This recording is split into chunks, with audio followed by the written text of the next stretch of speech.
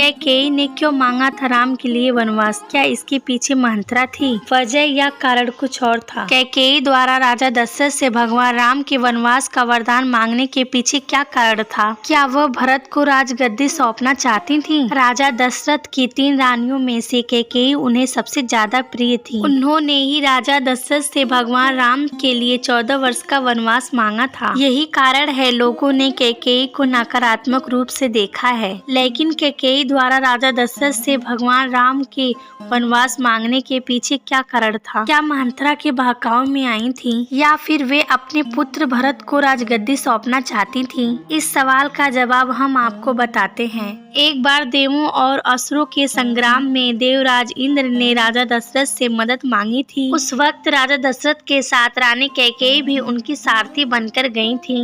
युद्ध भूमिका में रानी कैकेयी ने राजा दशरथ के प्राणों की रक्षा की थी। इससे खुश होकर राजा दशरथ ने कैकेयी को 2 वर मांगने को कहा था, लेकिन कैकेयी ने कहा कि वह समय आने पर वरदान मांग लेगी। आगे चलकर कैकेयी ने राजा दशरथ से वरदान मांगे, राम को 14 वर्ष का वनवास और अपने बेटे भरत को राजगद्दी देने को कहा। लेकिन ऐसे वरदान कैकेयी ने मांगे क्यों? दरअसल राजा दशरथ की रानी कैकेयी राजा अश्वपति की बेटी थी। राजा अश्वपति के राज पुरोहित रत्न ऋषि थे। कैकेयी को देव शास्त्रों की शिक्षा रत्न ऋषि ने ही दी थी। उन्होंने कैकेयी को बताया था कि राजा दशरथ की कोई संतान गद्दी पर नहीं बैठ पाएगी। इसके साथ ही ज्योतिष गणना के आधार पर उन्होंने यह भी बताया था कि दशरथ की मृत्यु के बाद यदि 14 वर्ष के दौरान कोई संतान गद्दी पर बैठी तो रघुवंश का नाश हो जाएगा। श्रवण कुमार की मृत्यु राजा दशरथ के हाथों बाढ़ लगने से हुई थी, जिसके बाद श्रवण कुमार के माता पिता ने राजा दशरथ को श्राप दिया था कि जिस तरह से वे पुत्र वियोग में मर रहे हैं उसी तरह राजा दशरथ की मृत्यु भी पुत्र वियोग में होगी।